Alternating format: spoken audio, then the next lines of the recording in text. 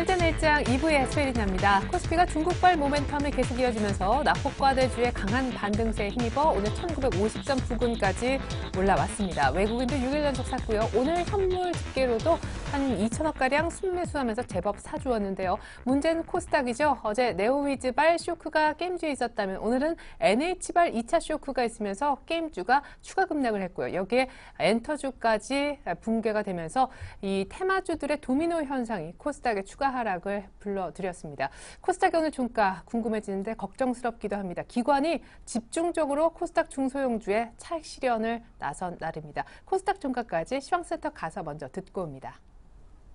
네, 시황센터 김혜영입니다. 마감 시황 살펴보겠습니다. 오늘 코스피 지수는 예상보다 양호한 미국의 경제지표와 중국발 호재에 힘입어 소폭의 오름세로 장출발했습니다. 장 초반 삼성전자가 사상 최고가를 또다시 경신하면서 코스피 지수 역시 1950선을 상회했는데요. 하지만 오후 들어서면서 상승폭이 조금씩 둔화됐습니다. 이내 1940선 후반에서 등락 거듭하던 코스피 지수 오늘 마감 종가입니다. 0.18%의 상승 흐름 보이면서 1950선 회복하며 장마쳤습니다. 이어서 코스피 수급 상황 살펴보겠습니다. 오늘 외국인이 6거래일째 순매수세 이어가면서 지수에 빨간불 켜며 장마쳤습니다. 외국인이 오늘 1961억 원의 매수 우위 나타냈고요. 개인 쪽에서 1791억 원, 기관이 128억 원의 매도 우위를 나타낸 하루였습니다. 이어서 코스닥 살펴보겠습니다. 전일 500선을 하회한 코스닥 지수 오늘 반등에 성공하며 오름세로 장출발했지만 장 초반 이내 외인과 기관의 매도 공세에 하락 반전된 모습이 포착됐는데요. 오늘 코스닥 마감 종가입니다. 1.70% 막판 들어 낙폭을 조금 더 키우면서 488선에서 장마쳤습니다. 이어서 코스닥 수급 상황 살펴보겠습니다. 오늘 개인 쪽에서만이 950억 원의 매수 우위 나타냈습니다. 기관과 외국인이 동반 매도세 나타내면서 지수의 하락폭은 깊어져만 가는 하루였습니다. 이어서 환율 살펴보겠습니다. 오늘 환율은 소폭의 오름세로 장출발했습니다. 우리나라 3분기 GDP 부진에 따른 경기 하강 우려감이 들어오면서 오름세를 보인 모습인데요. 오늘 환율은 1원 50전 오르면서 1083원에서 장마친 모습입니다. 이어서 코스피 시가총액 상위 종목 살펴보겠습니다.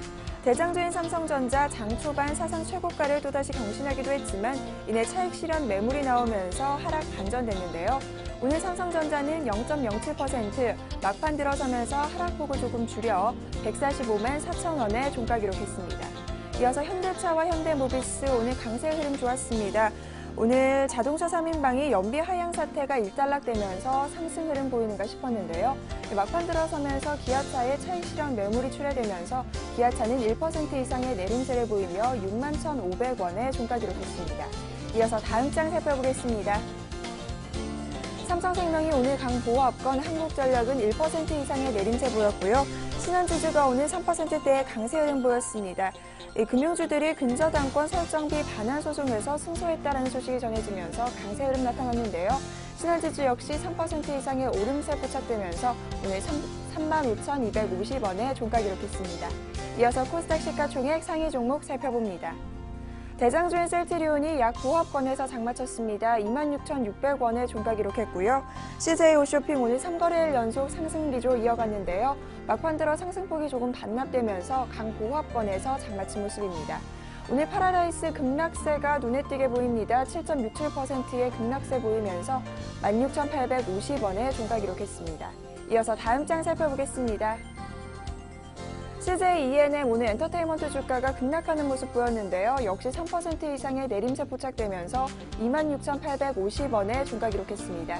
이어서 GS 홈쇼핑은 오늘 1% 이상의 강세 흐름 보였고요. 인터플렉스는 4분기 실적에 대한 기대감이 들어오면서 0.75% 강보합권에서 장마친 모습입니다. 이어서 오늘의 특징 업종 및 테마 종목 살펴보겠습니다. 건설주 주가가 오늘 외국인과 기관의 쌍끌이 매수가 들어오면서 동반 오름세 보이며 장마친 모습입니다. 대림건설이 오늘 3% 이상의 강세 흐름 보이면서 8만 원에 종가 기록했고요. 현대건설과 GS건설 역시 나란히 2% 이상의 오름세가 포착됐습니다. 대우건설과 신세계건설 역시 강보합권에서 장마친 모습입니다. 이어서 철강주 주가 살펴보겠습니다. 오늘 외국인의 매수세 유입에 힘입어 오름폭을 나타냈는데요. 철강주 대장주인 포스코 오늘 3%에 가까운 강세 흐름 보이면서 33만 1,500원에 종가 기록했고요. 현대제철 역시 5%에 가까운 강세 흐름 보이면서 83,000원에 종가 기록했습니다. 이어서 세아베스틸 역시 7%에 가까운 오름세 보이면서 27,250원에 종가 기록했습니다. 이어서 정유화학주 살펴보겠습니다. 정유화학주들이 중국의 석유화학 제품 재고 확충에 대한 기대감이 들어오면서 오늘 강세 흐름 보였는데요. LG화학이 1% 이상의 오름세 보이면서 31만 9,500원에 종가 기록했고요. 금호석유 역시 3% 이상의 오름세가, 하나케미칼과 에스올 역시 나란히 3% 이상의 강세 흐름을 이어갔습니다. 이어서 화장품주 주가 살펴보겠습니다. 오늘 화장품 주가가 기간의 매도 공세에 일제히 급락세 보이며 장마쳤습니다. 에이블 CNC가 오늘 11%가 넘는 급락세 보이면서 68,600원에 종가 기록했고요. 한국화장품 역시 12%가 넘는 급락세 보이며 2,395원에, 제닝 역시 10%에 가까운 급락세 보이면서 43,350원에 종가 기록했습니다. 이어서 카즈노즈 살펴보겠습니다. 오늘 카즈노즈 주가 역시 차익 실현 매물이 출회되면서 하락 흐름 보이며 장마쳤습니다. 파라다이스가 7%가 넘는 급락세 보이면서 16,850원에 종가 기록했고요. 토비스 역시 4%에 가까운 하락 흐름, GKL 역시 5%에 가까운 내림세 포착되면서 오늘 29,700원에 종가 기록했습니다. 이어서 엔터주 살펴보겠습니다. 엔터주 주가 역시 오늘 매도 물량의 맥을 묻히고 동반 하락하는 모습 보이면서 장마쳤습니다. 막판 들어서면서 낙폭이 조금 더 짙어져 급락하는 모습 포착되는데요. SM이 오늘 13.13%의 급락세 보이면서 38,700원에 종가 기록했고요. 키스트 역시 6%가 넘는 급락세, 예당이 하한가 나타내면서 2,140원에 종가 기록했습니다. 이어서 모바일 게임즈 주가 살펴보겠습니다. 모바일 게임즈 주가 오늘 이틀째 급락하며 장마쳤습니다. 기관과 외국인의 매도 물량이 대거 출하가 됐는데요. NHN의 라인게임센터 흥행에 부진 소식이 이어지면서 관련주 주가에 악재가 미쳤습니다. 컴투스 오늘 9% 이상의 급락세 보이면서 46,600원에 종가 기록했고요. 게임빌 역시 8%가 넘는 급락세, 조이맥스 역시 10%에 가까운 급락세가 포착되면서 오늘 29,200원에 종가 기록했습니다. 이어서 스마트 그리드주 주가 살펴보겠습니다. 전력수급에 비상이 걸렸다는 소식이 전해지면서 대체주로 꼽히는 스마트 그리드 주가 오늘 장초반 강세 흐름 나타났는데요. 막판 들어서면서 혼조세로 돌아선 모습입니다. 누리텔레콤은 4%의 강세를, PS텍은 2% 이상의 내림세가 포착됐고요. 일진전기는 1.68%의 오름세 보이면서 오늘 4,540원에 종가 기록했습니다. 이어서 문재인 테마주 살펴보겠습니다. 안철수 전 대선 후보의 문재인 후보 선거운동 지원이 늦어지면서 문재인 테마주 오늘 급락하는 모습 포착됐습니다. 바른손이 13.09%, 막판 들어서면서 낙폭을 조금 더 키운 모습이고요. 우리들제약과 우리들생명과학은 하한가까지 쓰다른 모습입니다. 조광페인트와 유성 TNS 역시 10%가 넘는 급락세 보이면서 장마쳤습니다. 이어서 LG전자와 삼성 SDI 살펴보겠습니다. 삼성 SDI와 LG전자, 유럽연합으로부터 과징금을 부과받았다라는 소식이 전해지면서 오늘 약세 흐름 보였는데요. 먼저 삼성 SDI입니다. 1.62%의 내림세 보이면서 주당 2,500원씩 밀려 오늘 15만 1,500원에 종가 기록했습니다. 이어서 LG전자도 살펴보겠습니다. LG전자 역시 1.46%의 하락 흐름 보이면서 주당 1,100원씩 밀려 7만 4,000원에 종가 기록했습니다. 이어서 오성 LST 살펴보겠습니다. 오성 LST 오늘 자회사인 한국실리콘의 법정관리 개시 결정에 상한가로 급 반등된 모습이 나타났는데요. 오늘 막판까지 상한가 지켜주면서 오성 LST는 1,855원에 종가 기록했습니다. 이어서 바텍 살펴보겠습니다.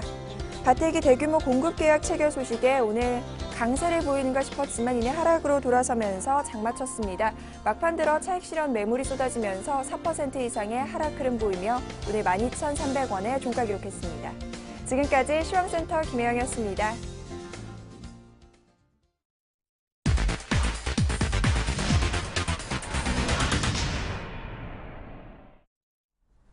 네, 외국인 막판에 선물 매수로 돌아서고 끝냈네요. 코스피는 아쉽지만 0.4포인트가량이 모자라서 1949.62에 끝났고 코스닥은 낙폭 거의 못 줄여서 마이너스 1.7%, 488.03에 끝났습니다. 여의도 나가보죠. 우리 투자증권의 김재은 연구원 만나보겠습니다. 안녕하세요. 처음 뵙겠습니다. 예, 안녕하세요. 네, 저는 형님, 코스피와 코스닥이 전혀 다른 행보를 그렸습니다. 왜인지 궁금한데 윈도 드레싱 가능성이 있는 기관이 코스닥에 전혀 관심이 없어 보이네요. 예, 말씀하신 바와 같이 현재 시가총액별로 차별화가 좀 심해지는 양상입니다. 펀더멘털 기조상에는 큰 문제가 없어 보이는데 이렇게 뉴스에 따라서 왔다 갔다 하는 모습이 보여서 향후에도 대형주 위주의 모멘텀이 나타나지 않을까 예상하고 있습니다. 네, 간단하게 오늘 장에 어떤 뉴스들이 이슈가 됐는지 정리 부탁드리겠고요. 오늘 이제 시장에 대한 어떤 정리도 먼저 듣고 내일장 전략 들어보도록 하겠습니다. 정리 먼저 부탁드릴게요. 예, 아까 말씀하신 바와 같이 코스피 지수가 1950포인트를 회복을 했는데요. 이는 외국인의 엿새간 이어진 매수세와 프로그램 매도세를 감안하더라도 기관도 어느 정도 우호적인 매수세를 보였기 때문에 가능했던 지수고요. 업종별로 살펴보자면 화학, 철강, 기계, 건설, 조선 업종이 강세를 보였습니다. 공통적으로 경기 민감주에 해당되는 업종들인데요. 뉴스를 살펴보면 한국 같은 경우에 3, 4분기 실질 GDP 성장률이 0.1%로 내년도 저성장이 우려되는 뉴스가 있었고요. 또 그리스 이슈가 하나 있었는데 트리플 C에서 선택적 디폴트로 신용 등급이 강등되는 이슈가 있었습니다. 근데 이런 어느 정도 예견이 되었던 거고요. 오늘 이처럼 증시가 올랐던 이유를 살펴보면 간밤에 있었던 그 미국의 양호한 매크로 지표들, 미국 비제조업 지수라든지 민간 고용법, 공장 주문 이런 매크로 지표들이랑 그리고 중국의 시진핑 총서기의 공개 자담회에서 언급한 내용들이 이런 경기 민감주 상승에 기여했다고 생각되고요. 또 오늘 장중에 있었던 그 골드만삭스의 내년 한국 증시 전망이 어느 정도 양호한 모멘텀을 이어갈 수 있는 뉴스가 됐다고 생각합니다. 예. 자, 그렇게 해서 코스피는 일단 1950선까지 올라오지 않았습니까? 거의 됐다고도 보여지는데 여기에서 주식 비중을 공격적으로 늘려도 좋을지 중대형주가 또 괜찮아 보인다라고 해서 살려니까 다음 주 선물 옵션 동시만기가 걱정스럽습니다. 전략 짜주시죠.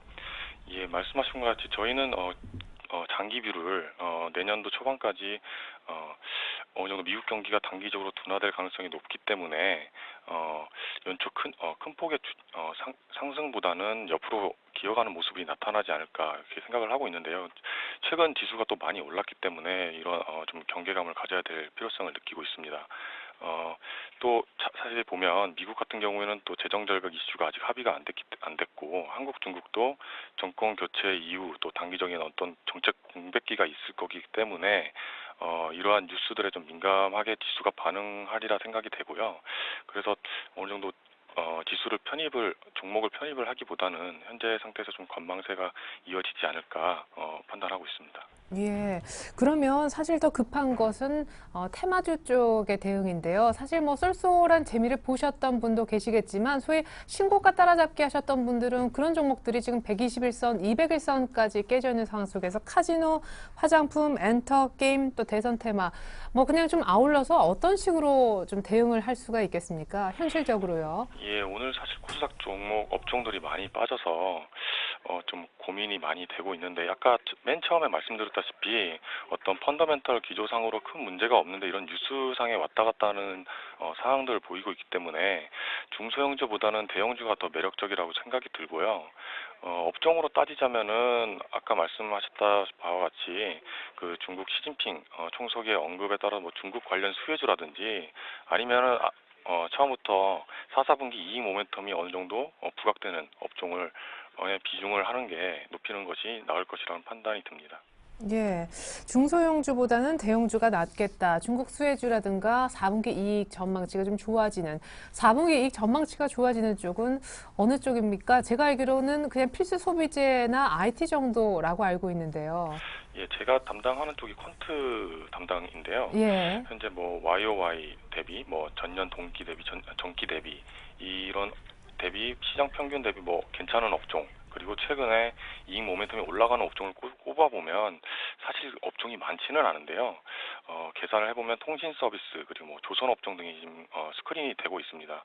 그러니까 이런 업종들이 걸린다는 게 사실 주도주라고 불릴 수 있을 만한 업종이 딱히 꼽을 수가 없는 상황에서 이런 상황이 벌어졌다고 생각되는데 여하튼 이런 4, 4분기 이익 모멘텀이 상으로는 뭐 통신 서비스, 조선 업종 등이 좀 유망해 보입니다. 예. 그러면 IT에 대한 의견은 어떠신지? 사실 오늘 삼성전자가 오늘 밤 애플과의 최종 심리 앞두고 또 한 번 계속 사상 최고가를 내고 있어서요. 예, 사실 디스플레이 업종은 YOY, QOQ 이런 쪽으로는 괜찮고요. 또 네. 최근에 이익 상향되는 비율도 나쁘지 않기 때문에 아까 말씀드렸던 조선통신 서비스 다음으로 제가 세 번째로 디스플레이가 낫지 않을까 생각은 들고 있고요. 반도체 업종 같은 경우에는 전기 대비해서는 양호할 것으로 보이는데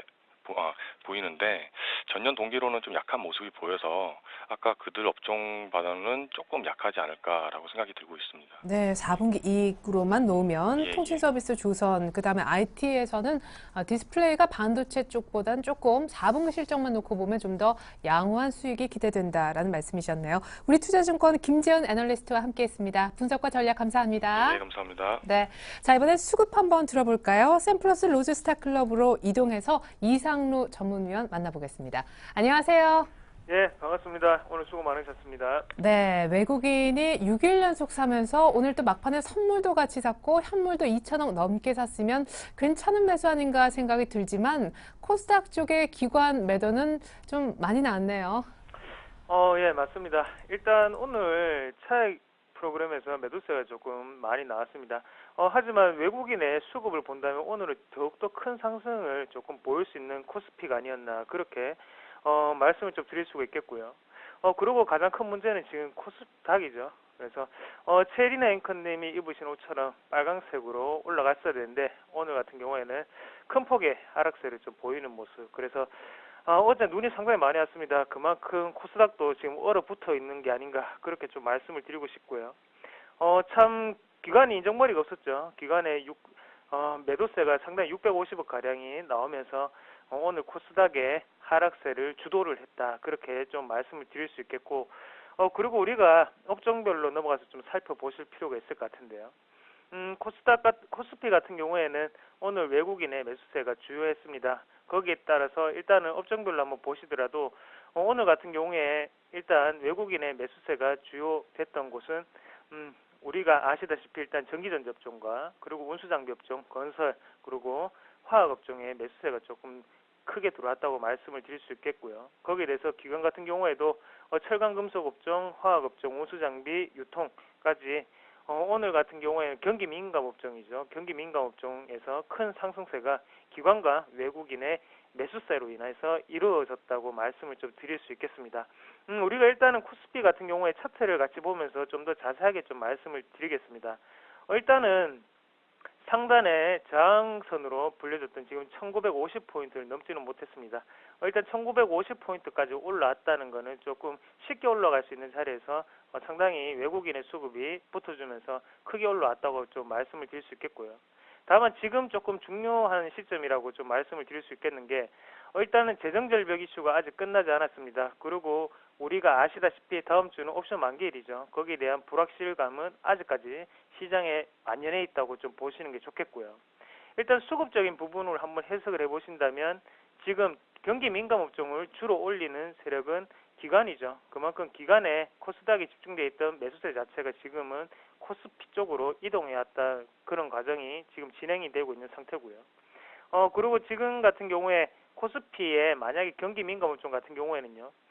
쉽게 제가 생각할 때는 매수를 하지 마시고 조금 관망의 자세가 필요하지 않겠나 그렇게 좀 말씀을 드리겠습니다. 왜 그런 말씀을 드리냐면 일단은 불확실성이 그만큼 크기 때문에 우리가 확실하게 돌파가 되는 걸 보고 접근하시는 게 좀 좋겠다고 말씀을 드리겠고 또 한 가지 이유를 더 주자면 지금 거래량이죠. 거래량 자체가 상당히 많이 줄어져 있습니다. 그만큼 기관 마음대로 할 수 있다는 말이거든요. 그래서 우리가 그냥 무턱대고 올라갈 것이라는 그냥 예상을 하시는 것보다는 거래량을 보시면서 거래량 자체가 없기 때문에 지금은 좀 더 우리가 조심해야 되는 단계가 아닌가 그렇게 말씀을 드리겠고요. 코스닥이 지금 상당히 큰 문제입니다. 코스닥 같은 경우에는 실질적으로 조금 주도주가 조금 지금은 바뀌었다고 좀 생각을 하셔야 될 것 같고요. 그래서 지금 같은 부분에서는 회복하는데 시간이 좀 더 오래 걸릴 확률이 상당히 높아졌다. 그렇게 좀 말씀을 드리겠고, 기간의 포트폴리오 변경 자체가 지금은 우리에게 크게 와닿는 게 아닌가. 그리고 지금 소문에는 일단은 뭐 연기금을 운영하는 운용사가 지금 바뀐다는 소문도 돌고 있죠, 연말에. 그런 부분에서 지금 포트폴리오 코스닥에 있던 종목들을 조금 정리하는 단계가 아닌가. 그렇게 좀 말씀을 드릴 수 있겠습니다. 네. 자, 인정사정 없는 기관의 문매를 맞아서 오늘 특별히 코스닥의 최대 피해 종목을 꼽자면 어떤 종목을 꼽으실 수 있는지 특징주 차원에서 들어보고 싶은데요. IT 부품주 쪽은 타격이 없었습니까? 예, IT 부품도 오늘 타격이 상당했죠. 그래서 미리 먼저 말씀을 드릴 거는 그러면 IT 부품부터 말씀을 드리겠습니다. 일진 디스플레이를 말씀을 드리겠는데요. 일진 디스플레이 같은 경우에 우리가 수급을 한번 같이 보시더라도 기관의 수급이 긍정적으로 들어왔었습니다. 하지만 외국인의 매도세가 집중이 되면서 오늘 큰 폭의 하락세를 보였고, 일진 디스플레이뿐만 아니라 지금 일단 IT 부품주, 태블릿 PC 관련주들 다 오늘 하락을 했죠. 그만큼 시장의 분위기가 가장 중요했다고 말씀을 드리겠고요. 일단 IT 부품주 관련으로 대응하는 방법을 조금 말씀을 드린다면요. 일단 일진 디스플레이 같은 경우에 좀 더 보유를 하시는 전략이 좀 필요하다고 말씀을 드릴게요. 하단 자체가 지금은 아직까지 박스권 하단에 다다르지 않았죠. 2만 원 선으로 정도까지 보고 있는데 이때 2만 원대까지 떨어질 수는 있습니다. 하지만 여기서 박스권 자체를 조금 유지하면서 횡보 단계를 유지할 확률이 상당히 높다고 좀 말씀을 드리겠고요. 거기에 대해서 일단은 태블릿 PC에 대한 기대감이 아직까지 작용하고 있는 시장이고, 거기에 터치 패널 같은 경우에도 4분기 그리고 내년 1분기까지도 우리가 추가적인 상승을 분명히 기대할 수 있는 단계가 아닌가, 그렇게 말씀을 드리겠습니다. 그만큼 지금 실적적인 모멘텀 또한 지금 IT 부품주에는 여전히 살아있거든요. 그래서 회사의 펀더멘탈 가치가 바뀐 게 아니고 지금 같은 경우에는 수급의 불안정성으로 인한 큰 폭의 하락세이기 때문에 지금 너무 마포대교 쪽으로 가지 마시고요. 집에서 마음을 조금 추스리는 단계가 필요하지 않겠나, 그렇게 정리를 해드리겠습니다. 네. 자, 그리고 오늘 좀 많이 피해를 봤던 게, 어제 사실 게임주는 이미 좀 해제가 됐었는데, 오늘 추가 급락이 있었던 것이고, 엔터주들도 줄줄이 미끄러진 것 같더라고요. 네, 맞습니다. 지금 엔터주가 상당히 큰 문제인데요. 일단은 코스닥 추세적으로 아우러서 다 말씀을 드리면요. 어제 일단 게임주가 먼저 큰 폭의 하락세를 좀 겪었습니다. NC소프트를 비롯해서 컴투스, 게임빌 같이 코스닥의 바카라 장세를 이끌어오던 파라다이스까지 지금은 다 무너졌죠. 거기에 대해서 오늘 투매가 조금 순환매성 투매가 돌면서 SM 그리고 YG 엔터테인먼트까지 급락하는 모습 나타냈습니다. 그만큼 지금 같은 부분에서는 회복하는데 시간이 상당히 오래 걸릴 것 같고, 지금 우리가 조금 생각을 하셔야 되는 게 드라마틱한 반등은 사실상 어렵다고 냉정하게 생각을 하셔야 됩니다. 그리고 지금 중요한 거는 주도주가 바뀐다는 거거든요. 그래서 코스피 같은 경우에도 예전에 삼성전자가 크게 무너질 때 모든 종목들이 순환매성으로 다 투매가 나왔죠. 지금 코스닥이 지금 그런 상황이라고 조금 생각을 하시는 게 좋겠고요. 그래서 지금 만약에 주도주가 무너졌을 때는 코스닥이 그냥 죽느냐, 또 그건 아닙니다. 바이오 제약 쪽 다시 한 번 더 살펴보시고, 셀트리온을 비롯해서 그런 종목은 바닥에서 올라오는 거 우리가 다시 한번 확인할 수 있는 그런 계기다고 말씀을 드리겠고, SM 같은 경우에 대응하는 방법은 일단은 지금 자리에서 단기적인 반등은 분명히 나올 수 있습니다. 하지만 단기적인 반등의 그칠 확률이 상당히 높아 보이는 그런 차트가 되었다. 그렇게 정리를 좀, 안타까운 소식을 좀 전해드리겠습니다. 네, 반면에 오늘 놀랍게도 업종 상승률 1위가 코스피 쪽에서 철강 섹터더라고요. 이게 얼마만의 일입니까? 대표주 포스코 좀 짚어주시죠. 예, 맞습니다. 상당히 큰 폭의 하락세를 보였었죠. 이때까지 상당히 많이 떨어지는 모습 나타냈고요. 포스코 같은 경우에도요. 하지만 오늘 같은 경우에는 2% 넘는 상승세를 나타냈습니다. 일단 안에 내용을 한번 보신다면 중국말을 조금 들어야 될 것 같은데요. 중국 철강협회에서 3분기까지 순손실을 기록을 했습니다. 하지만 4분기에는 또 자신 있게 다시금 흑자 전환을 할 것이라 그런 기대감을 좀 내놨고요. 거기에 대해서 포스코 같은 경우에도 큰 폭의 상승세를 이끌었다고 말씀을 드릴 수 있겠고, 여기에 대한 수급 주체는 누구냐 한번 같이 보시면 기관이죠. 기관 중에서도 투신권의 움직임이 상당히 활발했다고 그렇게 말씀을 드리겠고요. 그래서 지금 포스코 같은 경우에도 바닥에서 올라오는 것이기 때문에 추가적으로 상당히 많이 올라갈 것이라고 기대를 하실 분들도 상당히 많으실 거라고 생각을 하는데요. 처음에도 말씀을 드렸지만 지금 일단 코스피 자체의 불확실성이 아직까지 큰 단계입니다. 1950포인트가 저항선으로 분명히 작용을 했는 상태고요. 그렇기 때문에 지금 자리에서는 추가적인 매수를 하시기보다는 단기적인 큰 폭의 상승을 했으니까 보유를 하신 분들은 3분의 1 매도로 조금 대응을 하시면 좋겠고, 나머지 분들은 관망의 자세로 거래량 자체가 상당히 더욱더 많이 붙는지를 조금 더 체크를 하시고 난 다음에 들어가는 조건이 필요하지 않겠나 그렇게 말씀을 드리겠습니다. 네. 지금 섣불리 바닥을 잡는 것보다는요. 어차피 철강업종 같은 경우에 사이클 자체가 상승 모멘텀 1년에서 2년 정도의 사이클로 돌아간단 말이죠. 그렇기 때문에 바닥을 확실하게 확인하고 난 다음에 우리가 들어가는 전략이 리스크 관리에 가장 좋지 않겠나 그렇게 정리를 해드리겠습니다. 네, 결국 포스코 지금 자리에서 사라는 얘기는 하고 싶지 않다라는 말씀이신 것 같네요. 샘플러스 로즈스타클럽 이상로 전문가의 수급과 특징주 분석이 있었습니다. 감사합니다. 예, 고맙습니다.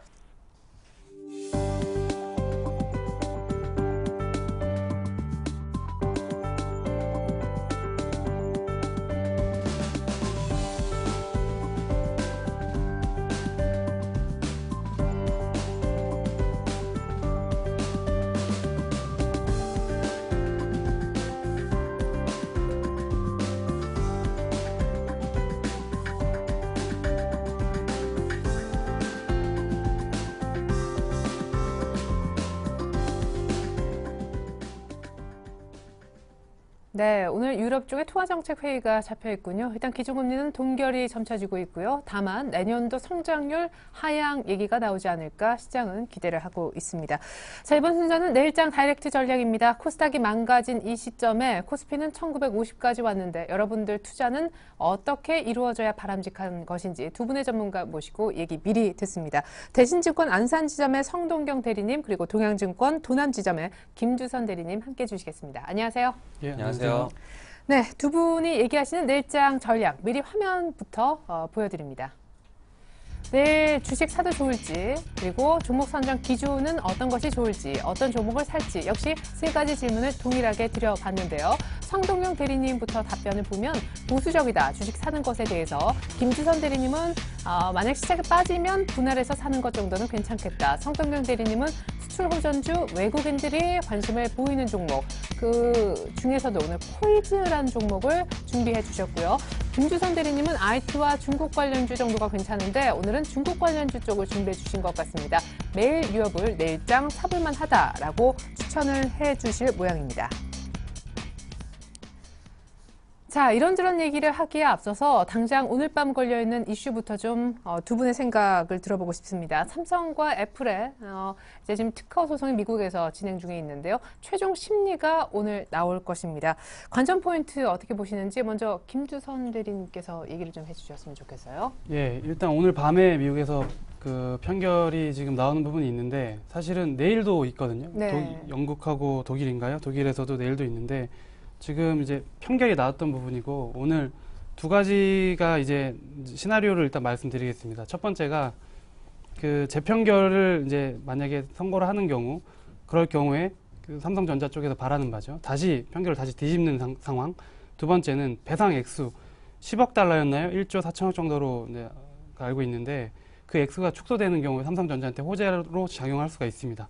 그리고 두 번째 시나리오는 그 판결에서도 굉장히 안 좋았기 때문에 주가에도 그 영향이 있었는데 오히려 징벌적 배상 액수가 추가되면서 돈을 더 지불을 하는 경우가 생길 수가 있습니다. 두 가지 시나리오가 있는데 결론을 말씀드리자면은 그 두 가지 시나리오 어떤 상황이 오더라도 하락할 경우에는 매수 관점으로 대응하라고 말씀드리고 싶습니다. 예, 개인적으로는. 근데 그 이유를 말씀드리면 이 소송 자체가 지금 2년 가까이 9개국에서 지금 이 애플과의 소송이 계속 진행이 되고 있는 상황이고 요번에 나오는 거는 1심 판결입니다. 이번에 어떻게 나오든지 간에 안 좋게 나온다고 하면은 분명히 항소를 할 계획이 있는 걸로 알고 있고 삼성 같은 경우는 예전과 같이 소극적으로 대응하지 않고 끝까지 갈 생각을 가지고 있기 때문에 타협의 여지조차 이제 타협하지도 않겠다고 이제 못을 박은 상황입니다. 예전하고 자세가 많이 달라졌죠. 네. 조금 더 고압적으로 돌아선 상황인데 잘못되더라도 항소를 할 것이고 이것이 결론이 나는 데는 수년 가까이 소요가 될 예정입니다. 그렇기 때문에 구체적인 재판에 대한 사항은 이미 여러분들 많이 기사나 혹은 자료들 많이 보셨을 것 같고 어떤 식으로든 간에 삼성전자가 큰 폭의 하락이 나오는 어떤 결과가 나온다면은 오히려 매수 관점으로 대응해라라고 말씀을 좀 드리고 싶습니다. 네. 예. 만약에 특별한 의견이 없으신지 저는 성동윤 대리님께 확인차 여쭤보고 싶은데, 그러니까 사실은 실질적으로 이게 궁금한 거예요. 삼성전자가 어제도 사상 최고가, 오늘도 사상 최고가를 냈는데 밤사이 또 하필이면 애플이 급락을 했단 말이에요. 급락한 원인 중에는 이 소송에 대한 결과를 미리 점치고 베팅한 사람들 팔아서 이렇게 주가가 많이 빠진 것일 수도 있다. 이게 참 재밌어. 신이 나오기 전에 이렇게 두 회사의 주가가 극명하게 갈린다는 것이. 네. 이번 소송 결과 때문에 애플이랑 삼성전자 주가가 어제 이렇게 희비가 갈렸다고 볼 수도 있겠지만은 애플이 주가가 빠지기 시작하는 거는 이미 꽤 지금 시작이 된 거였거든요. 그래서 꼭 소송 때문이라고 볼 수밖에 없고 일단 내일 회의 자체를 보면은 시나리오 잘 말씀해 주셨지만 우리가 이제 주목해야 될 이제 시나리오는 결국에는 위험이라는 것은 이제 대비하지 않을 때 그런 부분에서 왔을 때 더 크게 아프게 느껴지는 거 아니겠습니까? 네. 결국에 삼성전자가 지금 아프게 느껴질 위험 시나리오 같은 경우에는 배상액이 이제 올라간다는 점. 그렇죠. 이것만 조심을 하면 될 것이고 만약에 올라가서 삼성전자 이제 빠진다 이렇게 주가가 만약에 흐름이 나왔을 때 네. 삼성전자를 매수를 해야 될까? 그것은 장을 한번 더 보고 좀 해야겠습니다. 왜냐하면 예전에도 말씀드렸지만 IT 비중이 워낙에 지금 치우쳐 있기 때문에 재매수를 해야 할지는 다시 봐야겠지만은 현재의 삼성전자 주가로만 봐서는 역시 대안은 삼성전자 이에는 대형주에는 없어 보이는 그런 장이 아닌가 싶습니다. 네. 빠지면, 그러니까 애플과의 오늘 최종 심리 결과가 안 좋아서 삼성전자가 좀 빠지면 사야 된다는 의견과 글쎄 너무 쏠려 있어서 굳이 매수를 해야 될까 강한 건 맞는데 그런 의견도 좀 나왔습니다. 최근에 사실 급락한 테마주 쪽 그리고 대형주냐 중소형주냐 이 부분도 여쭤보고 싶었는데 두 분의 어떤 종목 제시 기준에 녹아 있을 줄 알고 일단은 표에 대한 내용들을 진행을 좀 해보겠습니다. 자, 우리 성동경 대리님 주식 살까요? 이렇게 제가 질문을 하니까 보수적으로 본다. 왜죠? 너무 많이 올라선가요? 사실 지난번에는 먹을 게 없는 장이다. 시간이 좀 필요하다라고 했는데 계속 올라오잖아요. 꾸준히. 네. 일단 지수는 이제 올라왔는데 결국에 내용을 들여다보면은 삼성전자 안 들고 계셨으면은 결국에는 먹을 것이 없었던 오늘을 제외를 하면요. 오늘은 이제 다른 건설이라든지 정유, 조선 쪽에서 이제 많이 올라왔죠. 하지만 한 주 동안에는 선물 쪽으로 본다면은 양매도장이 펼쳐진 게 이제 맞습니다.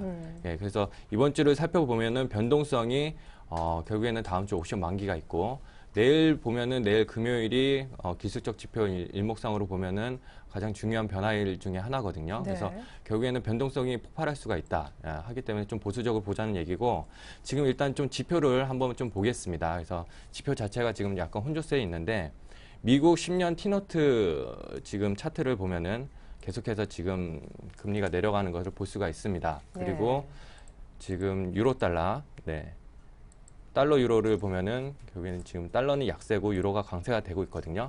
이렇게 되면은 이제 무엇을 의미하느냐 하면은 위험 자산으로의 이제 돈의 유입, 그러니까 주식 시장이 이제 상승을 해야 되는데 지금 미국 S&P 보시면은 크게 지금 생각보다는 오른 게 없다고 지금 볼 수 있거든요. 그래서 지금 재정절벽 우려감 때문이라도 있겠지만은 생각보다 지금 지표하고 좀 반대로 가고 있다.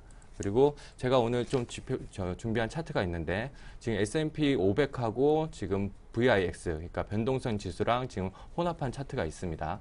그것을 이제 보게 되면은 결국에는 두 차트가 결국에는 수렴하는 과정을 역사적으로 보여왔거든요. 근데 지금 보면은 갭이 상당히 벌어져 있습니다. 네, 빅스 지수가 급하게 좀 내려왔네요. 네, 그렇죠. 지금 저게 11월 말부터 지금 12월 초까지를 보여주는 건데 지금 갭 차이가 지금 상당하거든요. 그렇게 본다면은 결국에는 S&P 500이 빠지거나 빅스 지수가 올라오거나 이렇게 해서 수렴이 된다는 얘기인데 결국에는 저런 쪽으로도 좀 염두를 해두고 좀 봐야 되지 않을까 이렇게 싶고 오늘 이제 특징적인 거는 이제 엔터주, 게임주, 바이오주 이런 것들이 이제 많이 좀 급락을 하지 않았습니까?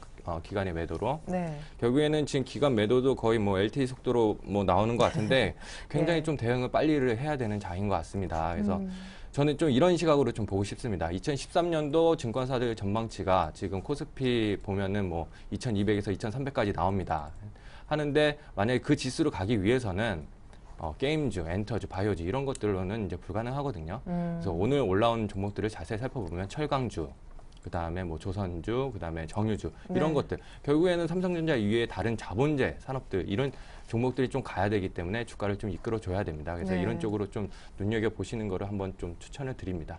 예, 알겠습니다. 김주선 대리님께 제가 주식 살까요? 이렇게 질문 드리니까 하락 시 분할 매수. 지난주에도 1950포인트 정도 오면 뭐 어떻게 하라고 하셨던 기억이 나는데 근데 지금 계속 뭐 삼성전자 힘이긴 한데 계속 오르기만 해가지고 그렇죠. 일단 뭐 오름세가 이제 뭐 가파르진 않지만은 일단 저항 부분에서 좀 강하게 치고 나가지는 못하고 있다는 거는 사실인 것 같고요. 네. 다만 이제 종목 성전법에 대해서 말씀드릴 때는 제가 IT 섹터에 집중 외에 중국 관련주라고 말씀드렸는데 중국 관련주는 사실은 계속 관찰을 하지만은 많이 떨어졌기 때문에 또 가격 메리트까지 생긴 부분이 있거든요. 일단 표를 하나 제가 보여드리면서 바로 지금 말씀드리는 게 좋을 것 같은데 제가 이제 주식을 고를 때 뭐 시장이나 이런 부분 많이 생각을 하지만은 결국에는 그 매수의 결정을 내리게 할 때 가장 큰 영향을 미치는 거는 이익 추정치나 이익 모멘텀이거든요. 근데 지금 제가 그 자료를 가져온 게 이익 수정 비율이라는 표를 하나 가지고 왔어요. 근데 이게 일주일 단위로 업데이트를 제가 하고 있는데 보시면은 그 2주 전, 1주 전 최근까지 이렇게 이익 수정 비율이 나온 게 있습니다. 이익 수정 비율은 이제 이익이 더 잘 나올 걸로 예상되는 회사에서 안 나올 걸로 예상되는 회사를 뺀 그 수치거든요. 근데 네. 그 수치를 계속 업데이트합니다, 일주일마다. 근데 보면은 지금 IT 쪽이 이제 막대 그래프가 계속 높게 유지가 되고 있는 모습을 보실 수가 있으시고 네. 헬스케어 쪽이 이제 두 번째, 그리고 유틸리티 쪽이 세 번째인데 보시면은 산업재 쪽이 최근에 이제 계속 안 좋고 경기 소비재 쪽은 안 좋았다가 조금 좋아지는 모습이 나오고 있습니다. 필수 소비재도 그렇죠. 네. 그러면 좀 이해가 되실 겁니다. IT도 지금 계속 좋다가 최근에 좀 떨어졌죠. 이런 부분 기관에서 최근에 움직였던 부분하고 비슷한 양상이라고 생각되고 IT 비중을 조금 덜어낸 이유 중에 너무 많아서도 맞지만은 이렇게 조금 주춤하면서 덜어낸 부분도 있다라고 말씀을 드리고 싶고 일단은 IT 섹터와 중국 관련주 쪽으로 지금은 좀 집중을 해야 될 때고 지금 특히 IT 쪽은 뭐 이제 오늘은 좀 하락이 나온 종목들도 있지만은 특히 코스닥 같은 경우 전체적으로 분위기에 휩쓸려서 하락이 나온 경우도 있거든요. 네. 이럴 때는 오히려 저는 매수 관점으로 대응해야 된다고 이제 말씀을 좀 드리고 싶습니다. 예, 좋습니다. 아니 그러면은 주식 살까요에 아까 분할 매수 얘기는 안 하시고 곧바로 종목 선정 기준으로 넘어가셔가지고 아 예. 예. 분할 매수 같은 경우는 지수에 대해서 말씀을 사실 드린 부분이거든요. 네. 근데 지수 같은 경우는 저는 조금 부담스럽다고 생각하고 그러니까 여기서 곧바로 막 2천을 갈 것 같지 않아요? 솔직히 여기서 삼성전자만 흔들리면은 코스피는 그렇죠. 바로 내려갈 것 예, 같은데. 지금 사실 지수는 1949, 그러니까 1800 후반에서 1949까지 올랐지만은 그렇게 기뻐하시는 분들이 많지가 않은 것 같아요. 네. 그래서 그런 거를 생각했을 때는 지금 오히려 차라리 자신 없으시면 현금을 들고 좀 기다리시는 것도 오히려 좀 좋은 방법일 수도 있다라는 말씀을 네. 좀 드리고 싶습니다. 그럼 시간은 없지만 중소형주는요? 오늘 뭐 급락한 게임, 뭐 엔터, 뭐 예, 이렇게 해서. 게임 엔터 쪽에 고민이 많으실 텐데 일단은 이유를 말씀드리면 기관에서 숫자에 대한 확신이 없는 회사들 같은 경우는 강하게 매도가 나옵니다. 예를 들면 SN 같은 경우는 이미 어느 정도 예상이 됐었지만은 향후에 더 전분기보다 안 나올 가능성이 많아지고 있거든요. 그렇기 네. 때문이고 저 개인적으로 지금 뭐 손절하실 수 있는 분들은 손절까지도 사실은 단기 반등이 나올 수 있음에도 불구하고 말씀을 드리는 편이고 IT 일부 종목 외에는 스마트 디바이스 관련된 일부 종목 외에는 상당히 기관 쪽에서 예전처럼 오래 투자하기는 힘든 환경입니다. 시장 체력이 그만큼 약해졌기 때문에 네. 오래 들고 있기 힘들고 12월 말까지 또 수익률 관련돼서 관리 들어가야 되는 부분도 또 있거든요. 네. 그래서 그런 부분도 생각하셨을 때는 뭐 수익이 낮았으면 단기 트레이딩 하시는 거를 말씀드리고 싶고 오래 가지고 계시다가 이익 추정치 조금 떨어진다 싶으면 또 바로 매도가 나오는 경우가 많습니다. 이미 많이 경험하고 계시기 때문에. 그러니까 손절하라는 얘기신 건가요? 예, 일단 저는 엔터주 같은 경우는 좀 오히려 차라리 반등 나오더라도 손절을 해서 다른 쪽으로 보시는 게 좋지 않을까 말씀을 좀 드리고 싶습니다. 네. 자, 근데 게임주 보면 이거 뭐 반등도 쉽지도 않다 네. 그런 생각이 듭니다. 일단 앞서서 요즘 기관의 어떤 행보를 볼 때 발빠르게 대응하지 않으면 당한다라고 성동균 대리님께서 얘기해 주셨는데 그러면서 오늘 오른 쪽을 잘 봐라라고 하셨잖아요. 종목 선정 기준에도 외국인이 사는 종목을 좀 같이 좀 보자. 네, 일단은 종목 선정 방법에 제가 이제 수출 얘기를 좀 언급을 했었는데, 네. 수출이 지금 우리나라가 11월 달 보면은 전년 동월 대비 해가지고 4% 이상 가량 올랐습니다.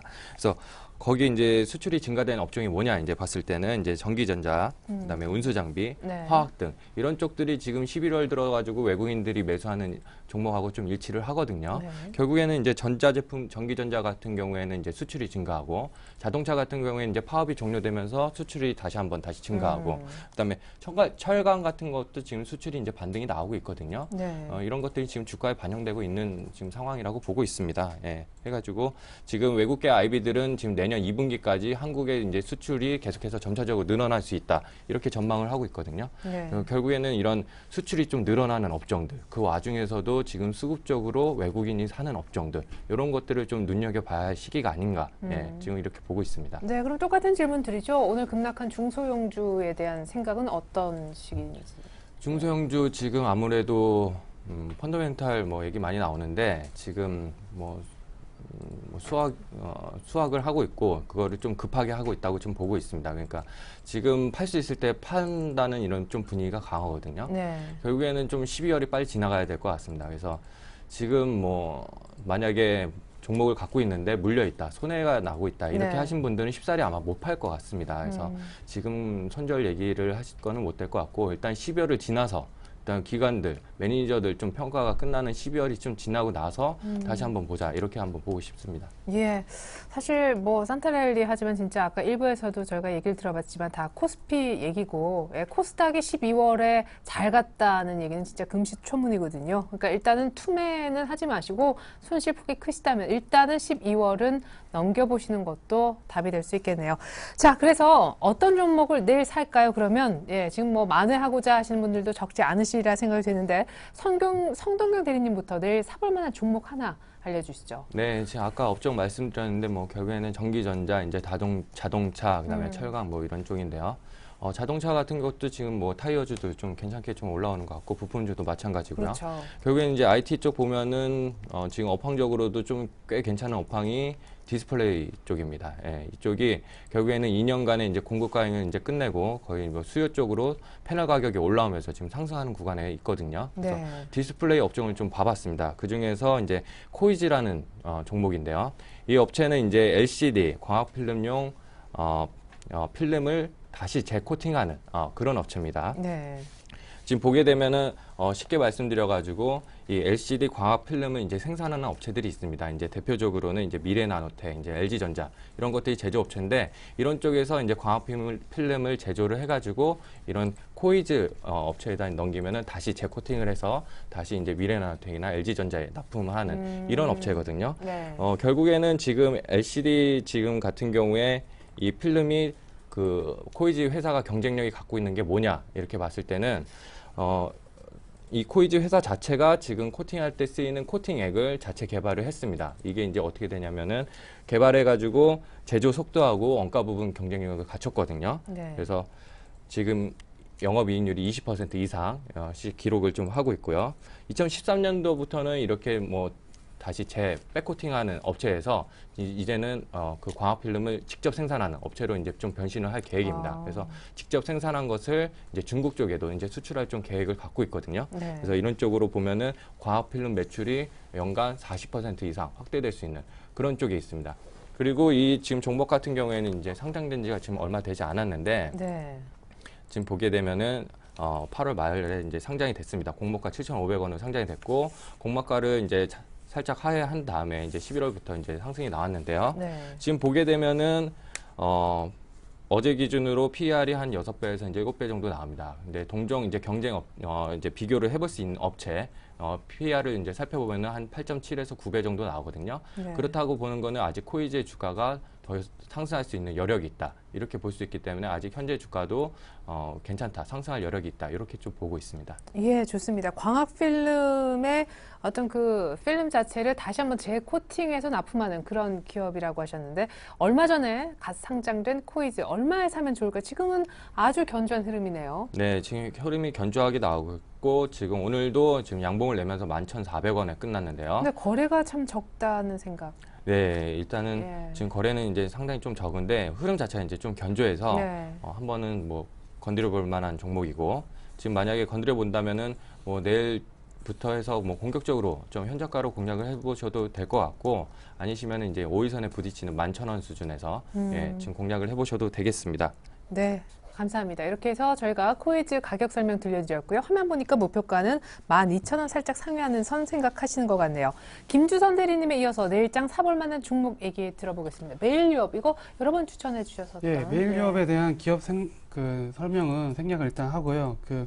뭐 어떤 회사고 이런 부분은 제가 예전에 많이 말씀드렸기 때문에 다만 제가 아까 말씀드렸습니다. 오늘 급락이 나온 종목들 중에서 그냥 투자 심리에 휩쓸려서 매물이 나온 것 같은 경우는 오히려 사볼 수 있는 종목들이 있다라고 말씀드렸는데 메일유업이 거기에 해당된다고 말씀드리고 수급을 보시면은 오늘 기관들이 코스닥을 많이 팔았다고 하지만 메일유업은 오히려 들어왔습니다. 투신이나 뭐 기타 기금 쪽에서도 들어온 부분이고 이 정도 선에서 항상 들어가려다가 계속 올라가서 못 들어가신 분들 같은 경우는 오늘 내일부터 바로 진입을 한번 해보셔도 단기적으로도 괜찮다고 보고 있고요. 네. 바로 가격대를 말씀드리자면은 매도가 37,000원 정도 정고점 트라이 시도가 있을 거라고 보고 있고 손절가는 32,000원으로 설정을 해드려서 내일 시가 정도에 한번 사본다면 단기 트레이딩도 가능하다고 보고 있고요. 그리고 뷰옥스도 마찬가지입니다. 제가 뷰옥스 저번 주에 추천한 종목이었는데 뷰옥스 같은 경우도 잘 가다가 제가 말씀드린 목표가에서 조금 부족하고 하면서 오늘 크게 꺾였거든요. 이것도 마찬가지로 지금 이제 잘 가다가 투심 때문에 하락한 종목에 속한다고 생각하기 때문에 네. 오히려 추가 매수 쪽으로 말씀드리고 한 2만 원대까지 하락하면은 조금 더 추가 매수 하셨으면 좋겠고 수급 보시면 기관 외국인 양매수가 오히려 들어왔습니다. 개인분들께서 이제 투심에 휩쓸렸다고 저는 생각하고 있기 때문에 매수 관점으로 뷰옥스까지 좀 말씀 미리 드리겠습니다. 네, 감사합니다. 뷰옥스 추가 매수 얘기를 해주셨고 내일 사볼 만한 종목 메일유업 가격대도 잡아주셨네요. 성동영 대리님도 지난주 종목 AS 해주셔야죠. EM넷. 네, EM넷 지금 말씀드리자면 이제 많이 내려오는 상태입니다. 오늘도 9,900원 만 원 아래로 내려왔는데요. 지금 보게 되면 12월 3일 월요일 날 이제 차트를 깨면서 손절가도 깨면서 내려왔습니다. 그래서 손절가를 만약에 지키셨으면은 이제 큰 출혈이 없이 이제 나오셨을 텐데 지금 보게 되면은 장 상황이 이제 코스닥이 녹록치 않은 상황이거든요. 그래서 만약에 보게 되면은 손절을 잘 하셨으면 될 것 같고 만약에 못 하셨을 경우에는 장 반등이 나오는 거를 통해서 반등 시 매도로 해가지고 현금 보유하신 다음에 대형주 쪽이나 아니면은 현금 보유 후 좀 관망 자세로 보셨으면 될 것 같습니다. 네, EM넷 원래 당초 손절 가격은 1,500원이었는데 오늘 9,900원이지만 올라오면 조금 정리해 주셨으면 좋겠습니다. 이상 두 분의 AS까지 전달을 해드렸고요. 내일장 전략 다시 한번 보여드릴게요.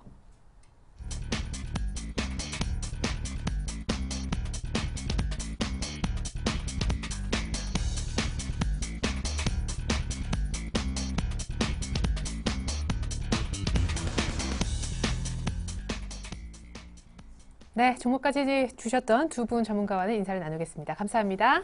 감사합니다. 감사합니다. 네, 이상으로 오늘장 내일장 2부 마칩니다. 감사합니다.